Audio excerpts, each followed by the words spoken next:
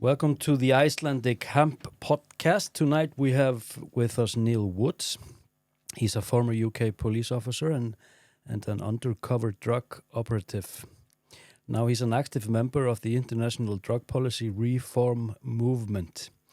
He worked as an undercover officer between 1993 and 2007, befriending and gaining the trust of some of the most violent, unpredictable criminals in Britain. Neil is a board member of the Law Enforcement Action Partnership, or LEAP, in the US and the UK.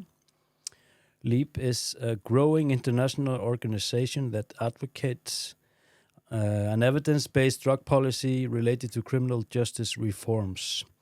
The group is made up entirely of serving and former police and other law enforcement people. Is this accurate? Yeah, that's right. Okay. I have a small script with me here and a lot of really interesting questions. I want to cover as much as we can for the next 30, 40 minutes. So I just want to start with Neil, by you telling us a little bit about your earlier career and how you became involved in undercover policing. Well, that's a big question. So I was a really terrible uniformed police officer. I wasn't very good at it. But I held on. I stayed for the first 2 years just to prove to myself I could, and then I stayed a bit longer. And then I got an attachment to the drug squad at a time in the UK when there was a huge moral panic about drugs. When was this? 1993. Okay. So we all know about when we have moral panics about drugs, when media or politicians, throw in these moral judgments and concerns about what's going on. And we had the mother of all of them when about crack cocaine, because our tabloid newspapers had been whipping up fear about crack cocaine for a long time before we actually had any. So the moment it hit the streets, this sort of feedback loop kicked in immediately. And the political response was for the Home Secretary to instruct all of the chief constables to concentrate all police resources on number one priority as drugs, with an emphasis on heroin and crack cocaine. So I got an attachment to the drug squad, and then one of them one day said, "Do you fancy having a go at buying some crack cocaine?" Which I thought was a strange question, really. Not what I was expecting. And that's really what got me into undercover work.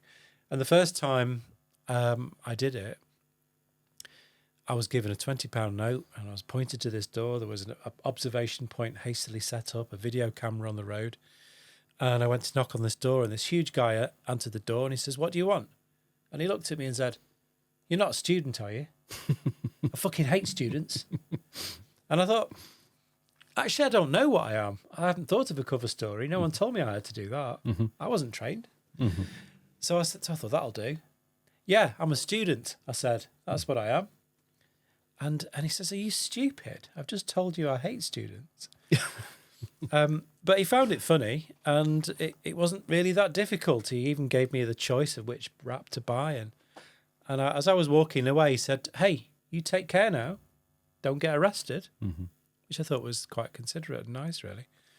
But the point being that first time it was pretty easy, because that type of undercover work, starting at the lower level and trying to work your way up, it hadn't happened before in the UK. No. We had high-level undercover work, of course, where you get introduced by an informant into much higher echelons of organised crime, but not this type. So he didn't see it coming. He didn't expect to find a police officer on his doorstep. And he got arrested, obviously. He did, yeah, he did, and other people in that operation. But because he went to prison, and in prison people talk, and soon everybody knew that there was a new tactic. So overnight it became much more difficult, and continued to get more difficult over time. And this was where was this in Manchester? Where was this? That was in the city of Derby in the Midlands. Okay, but they weren't even doing this in London, Not really. No. No, it was. It was just starting around the country around the same time, and I was one of the first people to do it. But we didn't have any training. There was no national training designed for this kind of work. So I did the work for 4 years before there was any training, and I helped develop and write that training. But how did this then develop? Well, the drug squad were very happy. They saw a great advantage in this. Quick results easily. And so I went from a few days operation to a few weeks, and then in no time at all, really, it certainly seemed that way, I was doing no less than 6 or 7 months. But what does it mean? Does it mean that you need to climb up a certain ladder of, different layers of, different groups? And what do you mean by that? Well, that was the aim. So I would go from one city centre to another, and I would infiltrate the problematic consumers within that city. So I would be mingling in squats and homeless people and various people who are really struggling with life, the vulnerable people in our cities. And I would manipulate the most vulnerable of those people, and I would actually look for the most vulnerable to manipulate them, because vulnerable people are easier to manipulate. And if that sounds ruthless, well, of course it's ruthless. But how does this work for such a long period of time if you're not self-using? Because nobody sees you using drugs. People see you buying them, but nobody sees you using them. Well, I mean, I never had to take heroin, never had to take crack cocaine. I had to take some other drugs at certain times. I had to take amphetamine. And that was for my safety, because I had to. You found yourself in a certain situation, were you? Yeah, thankfully I never had to take heroin. Although one person actually said, right, you're having my blowback. I don't trust you. You are having my blowback. Meaning he was inhaled his heroin off the foil, and then expected me to take his second-hand smoke. So I said, yeah, okay. And I was there. And then I didn't inhale. And thankfully he didn't notice, so I got past that one. Jesus, but did you never feel stressed, nervous, afraid that somebody would see who you really were? Or find out? Well, I mean, that's part of the confidence trick of working undercover, because it is a confidence trick. And showing a lack of confidence is part of the cracks in your armor that's going to get you killed. So, of course, I was riding adrenaline, and I had all of those hormonal responses to stress and situations. But I mean, I've lost count of how many times I thought I was going to die. I honestly can't add them up.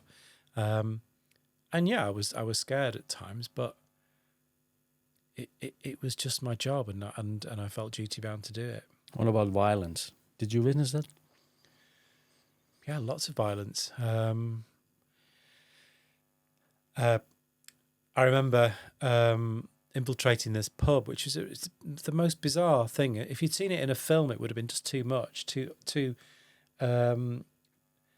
intense, because it was a pub that was at a central point between Derby, Leicester, and Nottingham, and gangsters would meet in this pub, in this village, in this small village, this quaint village, and it was this pub almost entirely occupied by criminals. It was the most peculiar place, and one of the big fish there, my main target actually,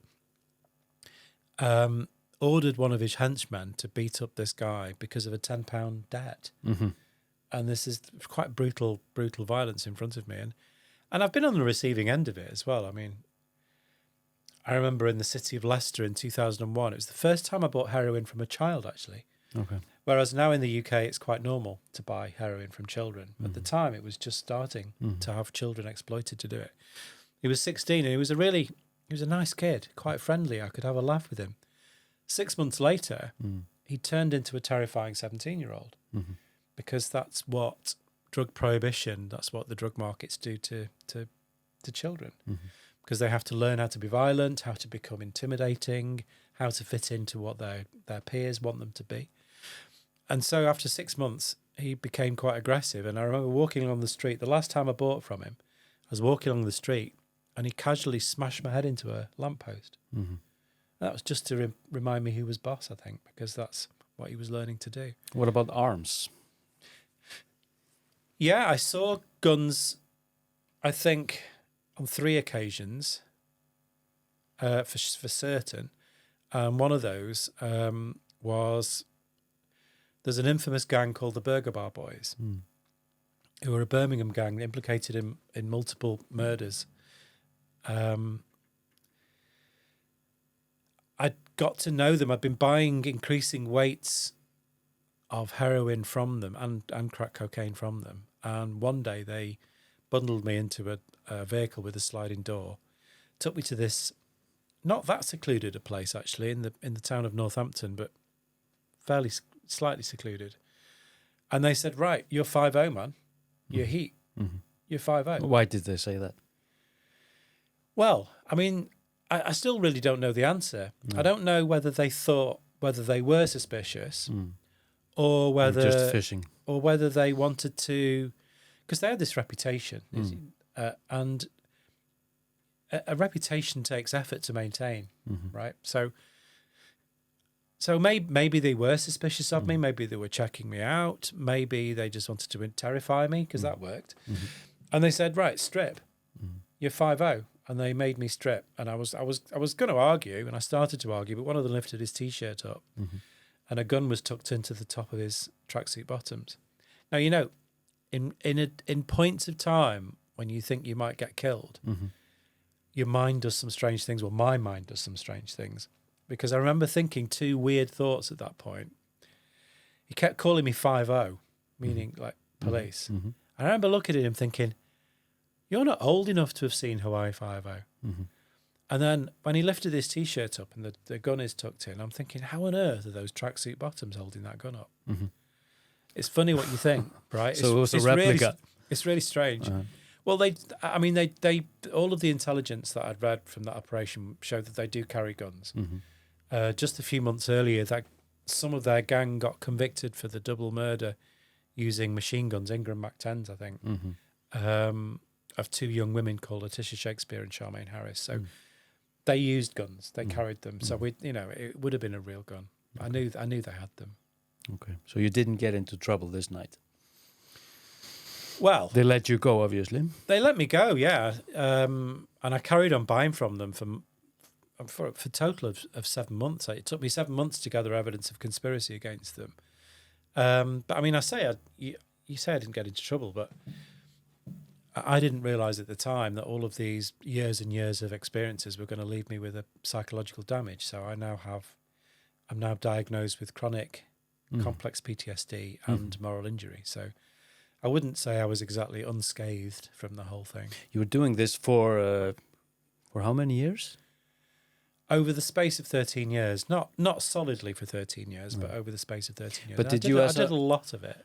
Did you, as a police officer, during this time, did you receive any help, from doctors or psychologists, or there was no therapy involved? There was once a year mandatory therapy session. Just to evaluate where you were. To evaluate, but I think it was more a case of covering their arses, if you know that phrase, as an insurance. Yeah, rather than actual care, because it was, I mean, now that I've had years of treatment or attempted treatment for my mental health injuries, I now know what good therapy looks like and what just ticking a box looks like. And they were just ticking a box, I think. So no, not really. Okay. We could talk about this all night. But I really want to go into this because, you did this for all these years. And now you're like an activist. You're a member of an international, like a drugs policy reform movement. What changed? Because you were a soldier in this war on drugs. What happened? There must have been a shift somewhere. Well, there are several shifts, to be honest. There were so many things over the years that were making me doubt.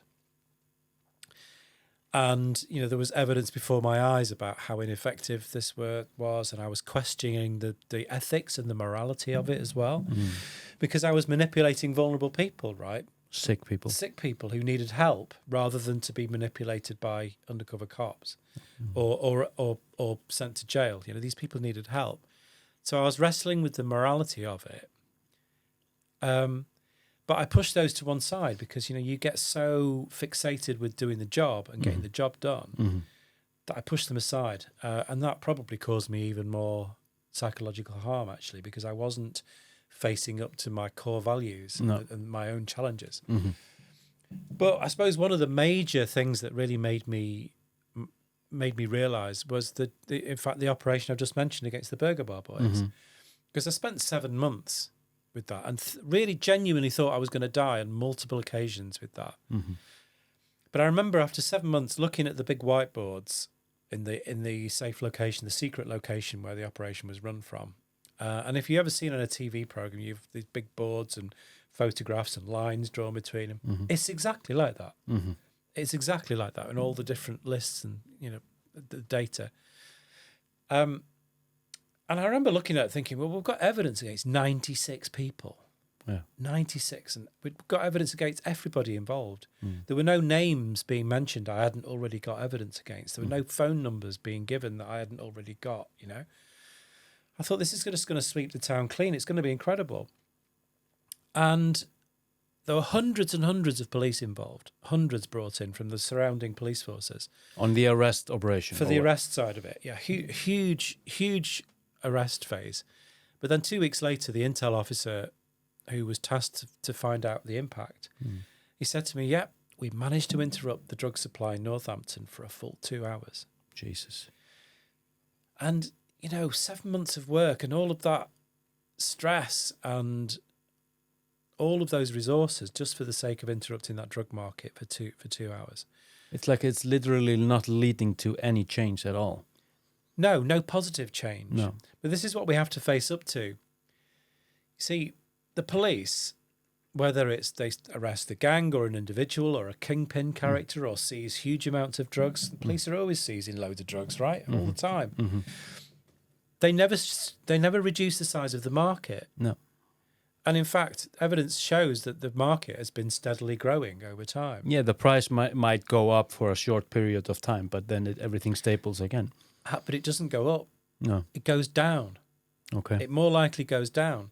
Because if you create a gap in the market, you create an opportunity. You've disrupted that opportunity. Business academics will tell you that the best way to create opportunity in a market and market growth is to disrupt that market. And yet you will have police leaders very proudly declaring that we have disrupted this market. There's a disconnect here going on.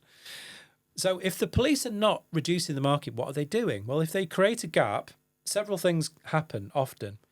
First of all, violence increases in the marketplace, in our communities. Because of people are battling for the space. Yeah, people say, wow, look at what the cops have done for us. They've got rid of that gang. We're going to make money if we can jump in. So they compete with violence. But another way that they compete is with price. Because if you can capture the market with a cheaper product and you develop the relationship with your customers by giving, with heroin, it's normally something like 5 bags for the price of 4. That's your normal discount. For amphetamine, it's 2 for 1. So the prices in an area drop. And that means that actually quite often, following a police raid, consumption goes up because the price has dropped. It's no victory, is it? It's obviously not working. But, what kind of a change are you speaking for now? What do you want to see? The only answer is legal regulation. The only answer. But how does it look like? Well, it depends on the commodity. We're not, obviously not just talking about cannabis or weed. We're talking about opioids. We're talking about cocaine. All the drugs. We're talking about all the drugs. The easiest drug to regulate is heroin. The easiest. Yeah. Because you use the British system. Because it's a very medicalised model. Where it's prescribed. Where it's prescribed. And Switzerland used British evidence to inform their policy. They adopted the British system at the point when Britain went the wrong way and went more prohibitionist. Yeah, but this we have seen. But what about all the other drugs people are also addicted to, like cocaine and speed? Well, how does that look like? First of all, you have to put the context in here. Other than heroin, where 25% of people who use heroin become addicted to it, all the other drugs, it's around 10%. 90% of drug use is non-problematic, whether it's alcohol, Cannabis is slightly lower, actually. Cocaine's around the same. Amphetamine's around the same. And if you're addicted to a drug, it's not the chemical hook. It's you've got another underlying mental health problem which needs treatment. Addiction is a symptom of a problem. It's not the problem in itself. Exactly. So we need a health approach in order to do that. You can't do that if you're criminalising people. But even decriminalising possession isn't enough to take the power away from organised crime. You have to take control of the market as well. Yeah. Now, obviously, cocaine is the most difficult drug to regulate because of the nature of it in terms of it's a short-acting stimulant, the way that it's culturally consumed at the moment. But it doesn't mean we shouldn't do it. And in fact, I would argue, and in fact, at this conference tomorrow, I will argue that cocaine is the most urgent to regulate because it has the biggest impact in terms of its trade on the planet. Do we have any examples on cocaine, for example, how it has been regulated? Yeah. Where is this? So it was banned in the United States really as a result of racism. Yeah. It was because it was a way to put Southern black people in jail. And so there was misinformation, moral panic about black people using cocaine. And that's why we have international cocaine banned. It's essentially American imperialism. Before that, coca drinks containing extract of cocaine in a drink, were actually argued as a healthier alternative to alcohol by the temperance movement in the United States. And guess what? They were right. It is actually a healthier drug in that format. But the trouble is that when you make something illegal, there's something called the iron law of prohibition, which means that any drug, once it's prohibited, will become strongest, and only the strongest form of that drug will become available because it's the most cost-effective to smuggle. And there's other reasons as well. And most people who do want to consume a drug would prefer the mildest form of that drug. For example, with cannabis, illegal cannabis means that you've got extremely high THC.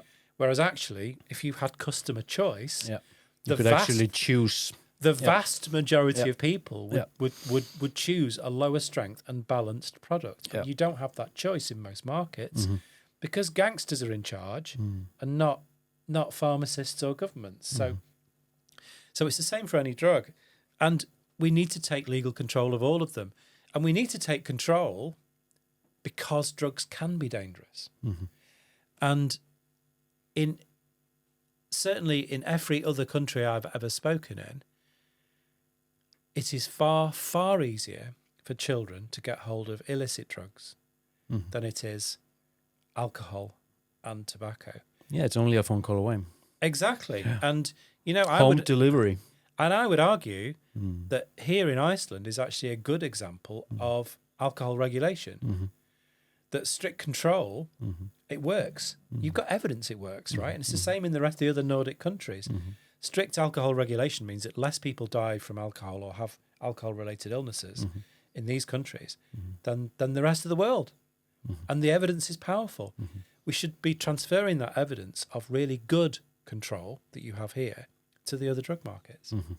And by that way, you take the money away from organised crime, you take the power away from organised crime to corrupt systems, corrupt governments even, and you save lives. And then you can focus your resources on helping those people who have become addicted as a result of other mental health conditions, and most of them it's childhood trauma. But what do you think, where does the responsibility lie concerning the pharmaceutical business and how they have almost taken over the opioid business? Because you mentioned heroin, but here in Iceland, for example, the last 10 years or so, we're having opioid crisis compared to where we were 10 years ago. And these, the drugs people are using on the street, it's not heroin, it's pharmaceutical heroin, it's opioids from pharmaceutical companies. Who's responsible for this, you think? And how do you think we can change this and gain power of the situation? Well, regulation, once you have legal control, you can tweak it. You can adjust it to the needs of the problems that the market throws up. So you can adjust how something is medicalized. But I would be wary of any knee-jerk reaction to a perceived problem in prescribed opioids, because that should be really between the doctor and patient. Yeah. It shouldn't be interfered with by any kind of moralizing politics, No. because that suggests that politicians know better about drugs, and well, we can see the mess that's made of the world in the last few decades. But it depends. I mean, you could even argue that if there is a desire and a demand and there's a market for people to use opioids illicitly, so if we are assuming that those people who are using opioids illicitly are getting hold of tablets which had their origins in the pharmaceutical market, you could argue that actually they are taking a harm reduction option compared with powder heroin, which will be cut with a variety of other things. So if they are getting their drugs tested, and drugs should be tested, and there should be testing facilities available to any citizen anywhere, if they're getting them tested, then that's harm reduction.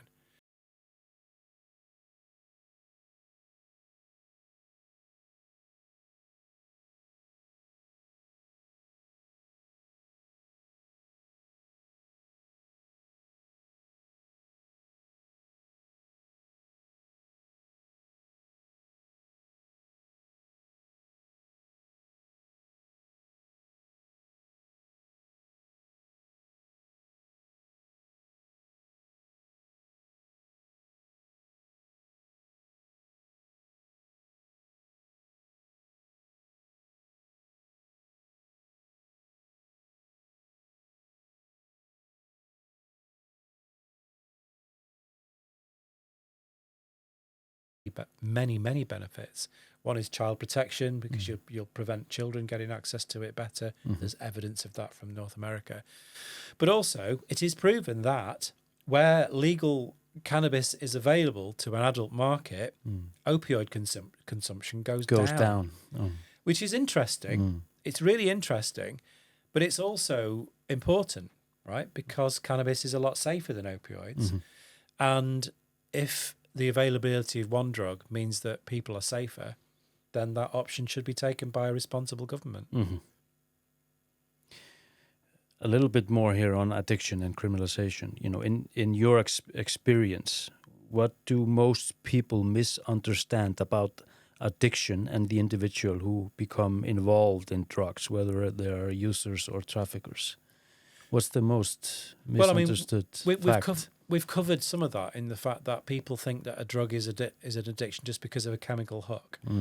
And it's important to know that certainly for people who are addicted to heroin, at least 67% of those are self-medicating for childhood trauma, such as sexual abuse, physical abuse, or neglect. And so that's one of the misunderstandings, that people don't realise that people are self-medicating with these things. But also, where people are involved in crime, they're usually being exploited, and they often don't have any choice. By fear and control, and also debt. So, for example, in the UK, we have a terrible situation in that we have the highest prison population per capita in Europe. If you go to prison, drugs in the UK and many other countries are 4 times more expensive in prison, which means you can run up a large debt. Organised crime like people to run up debts, because it means they can exploit them and cause them to commit crime when you to come pay out. off. Yeah, exactly. It fuels crime. It's insane to send people to prison, especially if they have a drug problem. But you stopped as a police officer, and at some point of time. I did. I resigned to become an activist in 2012. Okay. So your beliefs, your modern beliefs, and how you are looking at the things now, comparing how you were maybe not seeing these things when you were working undercover. Could these things not coexist? You couldn't be working as a police officer with the mindset you've gained now. No, I mean, I tried. I tried to sort of change things from the inside and influence things, but it just contributed to my mental health decline and a mental breakdown, really. Did you receive critique from your coworkers? Well, as my mental health declined, I was treated with suspicion. If If you get stabbed as a police officer, you'll get every cop visit you, every boss, and everyone take care of you. If your brain starts breaking, you're just treated with contempt and suspicion and hostility, actually. What do you think that is? Stigma. People don't understand it. Maybe fear of their own experiences. Fear of losing control? Possibly, yeah. Emotional blunting as well, because, the police is full of traumatized people with PTSD and they don't realize it, as we're increasingly understanding from various studies. I don't know. I don't know the full answer, to be honest, but it's a horrible place. It's a horrible, lonely place to be. Because as my mental health declined, it shouldn't have been too difficult for many people to work out why. Some people knew my history. Some people knew the work I'd done, and yet I was treated terribly. Do you think this is common among police officers who are working in drug-related operations? Yeah, absolutely. And I know it's common because I speak openly about my mental health struggles because I think it's important to do so, to try and break down the stigma and to get it out into the open. And because I've done that publicly in many countries, I get contacted by other police with PTSD, and there are so many with the same experience. This year, in fact, I organised an event at the United Nations Committee on Narcotic Drugs in Vienna. And our panel, our side event, was we had 5 cops, one serving cop and 4 former cops. I was on the panel. And we demanded that United Nations speeds up access to psychedelic therapy for police officers. Okay. Which was great because we got great coverage in international press, the Daily Beast and various places like that. I mean, it was a very... You're speaking MDMA, for example. MDMA, but also psilocybin, LSD, and the rest, 5-MeO, DMT, whatever it is. Because the evidence is in now that these drugs are incredibly beneficial. And police should be allowed to take them, and that it should be part of the police experience to do that. Under guidance or on their own?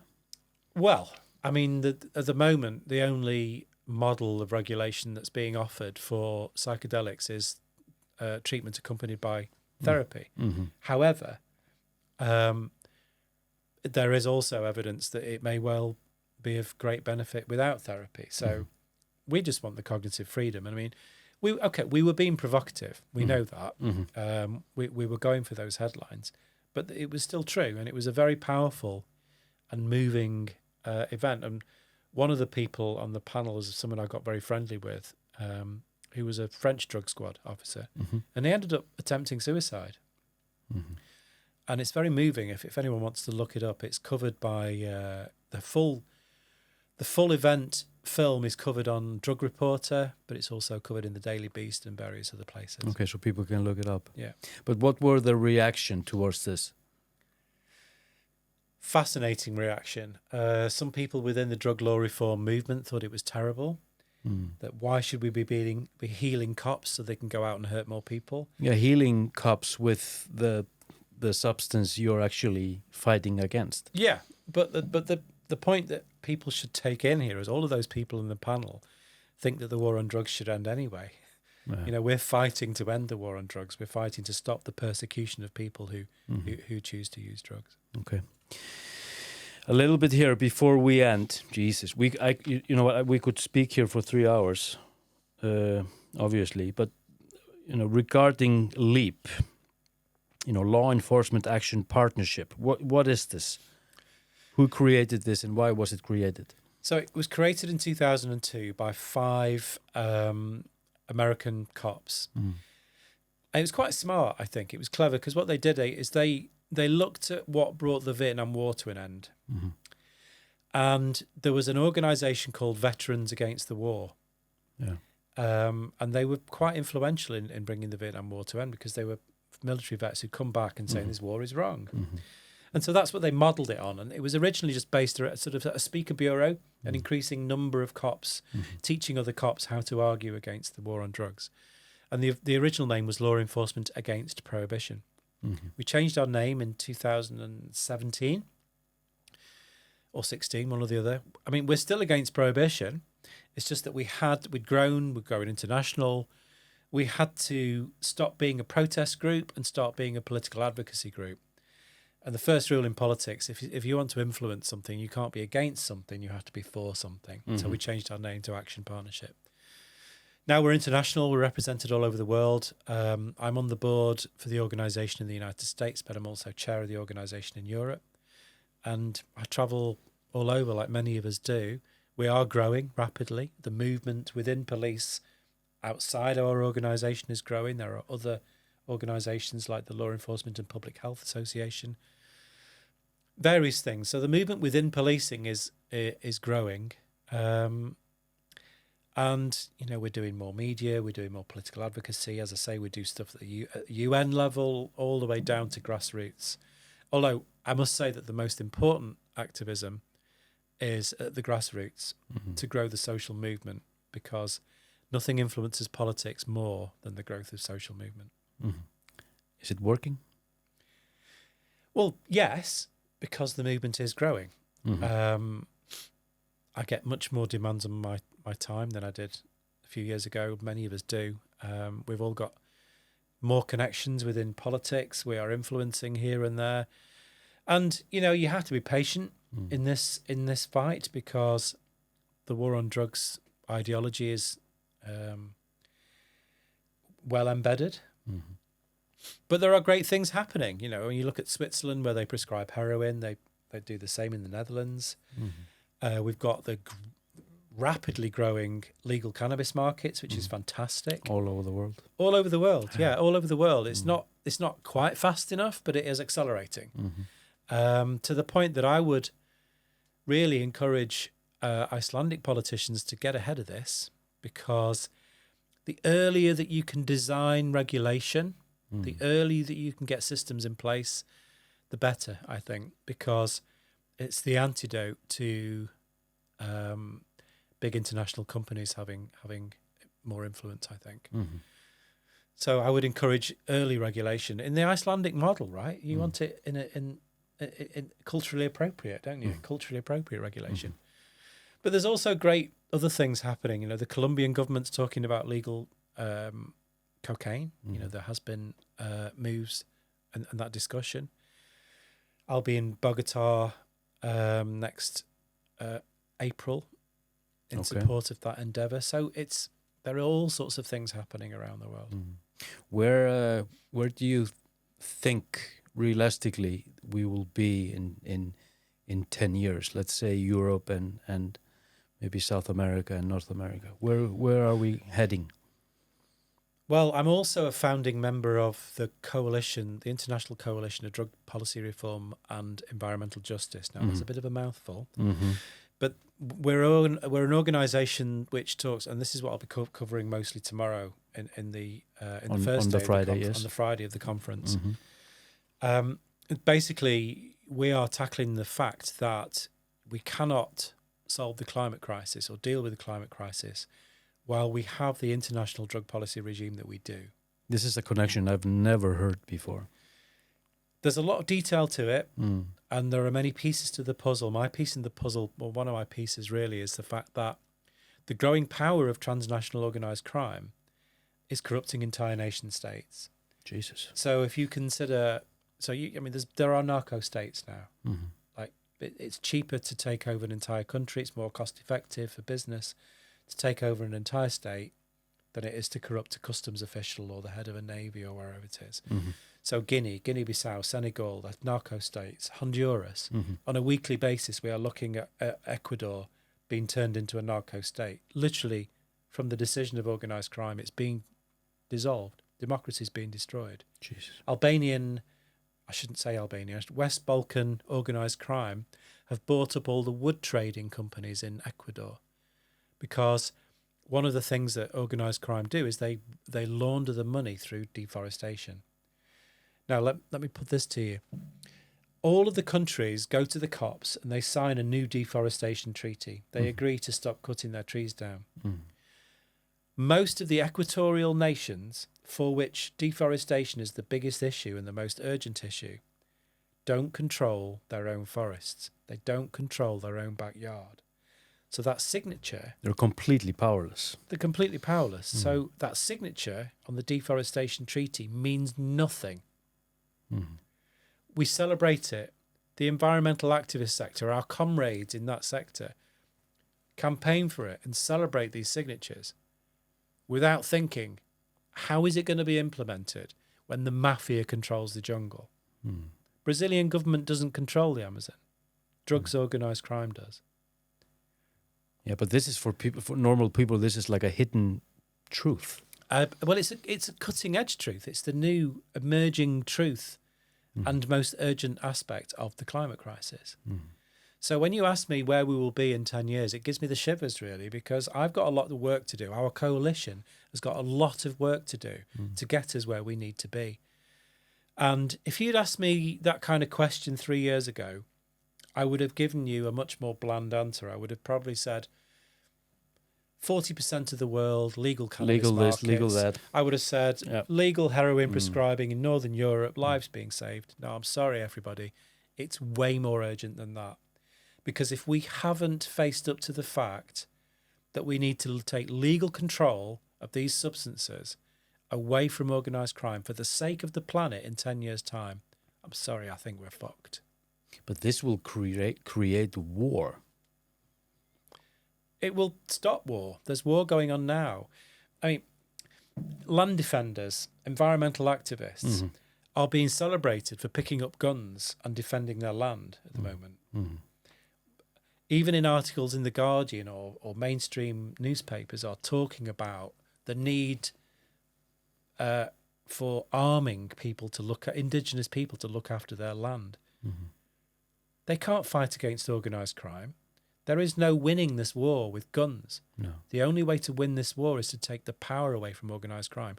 Taken collectively, the international drug trade is the 4th or 5th biggest business in the world. What happens to the crime element, you know, as Well, a whole when you take the power away from them? Prohibition is the mother of crime. All of the other crimes are because of the reinvestment from the wealth in the drug markets. Do you think it just fades away? Well, the money's gone from it. The fuel is taken away.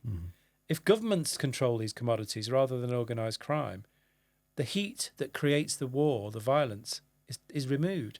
Now, I'm not trying to say that every violent person will stop being violent. No. But the financial imperative and exploitation and systems which are accelerated by prohibition, they're gone. Yeah. Neil, it's been great to sit with you here. And I'm looking forward to hearing you tomorrow. What time are you on tomorrow? 3 p.m. 3 p.m. And on Saturday, we have medical 2:45, cannabis? something like that. Yeah. All right. I can see one of the cameras has died, lost its power. So we're going to call it the night. And thank you really much. Very much. Thank you. Thank you.